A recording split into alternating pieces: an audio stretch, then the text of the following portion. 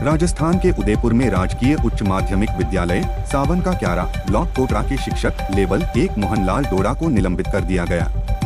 उन पर आरोप है कि उन्होंने 26 अप्रैल 2025 को स्कूल में परीक्षा के दौरान एक छात्र से मुर्गा कटवाया।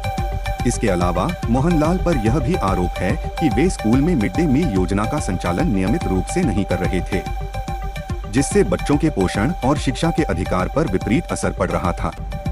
इस घटना ने न केवल स्कूल के माहौल को प्रभावित किया, बल्कि शिक्षा विभाग की छवि को भी धूं। राजस्थान में बीजेपी ने अलवर के पूर्व विधायक ज्ञानदेव आहूजा को पार्टी से निकाल दिया है। कांग्रेस पार्टी के अध्यक्ष मल्लिकार्जुन खड़गे के जयपुर पहुंचने से कुछ घंटे पहले ही बीजेपी ने ज्ञानदेव आहूजा को पार्टी से निकाला है। आहूजा तब विवादों में आ गए थे जब कांग्रेस के दलित नेता और नेता प्रतिपक्ष टीकाराम जूली के मंदिर जाने पर गंगाजल से धुलाई की थी। खाद्य विभाग की ओर से वर्ष 2015 में राजस्थान में राशन की 500 दुकानों पर अन्नपूर्णा भंडार खोले गए। इन भंडारों पर बिक्री के लिए रखी महंगी उपभोक्ता वस्तुओं को खरीदने में ग्रामीणों ने रुचि नहीं दिखाई तो सभी अन्नपूर्णा भंडार बंद कर दिए गए।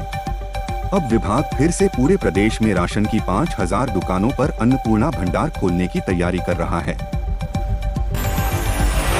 राजस्थान में नए 8 जिलों पर भजनलाल कैबिनेट में अंतिम निर्णय हुए 4 माह पूरे हो गए, लेकिन जमीनी ढांचा अधूरा है। कलेक्टर पुलिस अधीक्षक की तैनाती से नए जिलों का शुभारंभ हो गया, लेकिन यहां न्यायालय निर्वाचन कार्यालय खोलने पर अब तक निर्णय नहीं हुआ। नए जिले बनने के बावजूद आमजन को नई व्यवस्थाओं की शुरुआत का इंतजार है। जिले स्तर के अधिकांश कार्यालय कामचलाऊ भवनों में चल रहे हैं। स्थायी भवनों के निर्माण के लिए न जमीन का आवंटन हुआ और न बजट का। राजस्थान विधानसभा चुनाव 2023 में देवली उनियारा सीट से निर्दलीय प्रत्याशी रहे नरेश मीणा को रविवार को टोंक के एससीसेंट विशेष न्यायालय में कड़ी सुरक्षा व्यवस्था के बीच पेश किया गया। पेशी नगर फोर्ट थाने में दर्ज एफआईआर नंबर 186/2024 और 167/2024 के तहत की गई। पेशी के बाद कोर्ट ने अगली सुनवाई की तारीख 5 मई 2025 निर्धारित की है। जम्मू कश्मीर के पहलगाम में आतंकी हमला होने के बाद भारत और पाकिस्तान के बीच तनाव बढ़ गया है। इसी बीच सोशल मीडिया पर एक युवक ने विवादित पोस्ट किया है। पुलिस ने शिकायत पर केस दर्ज कर लिया है। अब कार्रवाई की तैयारी में है।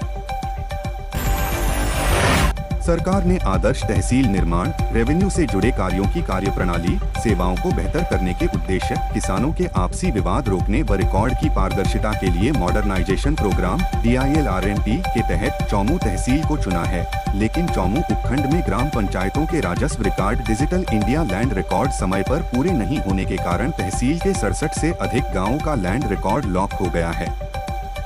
नतीजतन रहन नामांतरण नहीं हो रहा है, जिससे कृषि कार्य के लिए बैंकों से किसान ऋण नहीं ले पा रहे। जालोर शहर की बेहतर हाईवे कनेक्टिविटी के लिए स्वीकृत Jalore Jhalawar green field express अहम है। पिछले साल चर्चा में आने के बाद अब प्रोजेक्ट को धरातल पर साकार रूप देने के लिए कवायद शुरू हो चुकी है।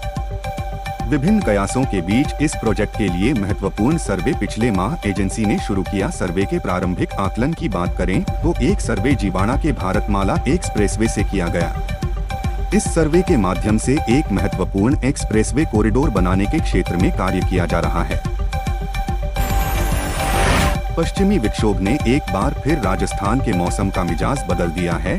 शनिवार को कई जिलों में बारिश के साथ ओलावृष्टि भी हुई, जिससे तापमान में गिरावट दर्ज की गई।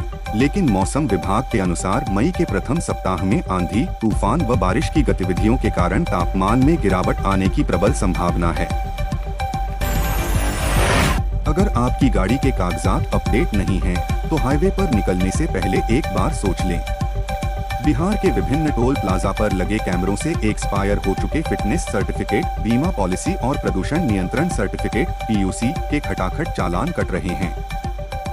बीते 8 महीनों के भीतर 1.5 लाख से ज्यादा वाहन चालकों का इसी तरह ई-चालान काटकर परिवहन विभाग ने 80 करोड़ रुपए की कमाई कर ली है।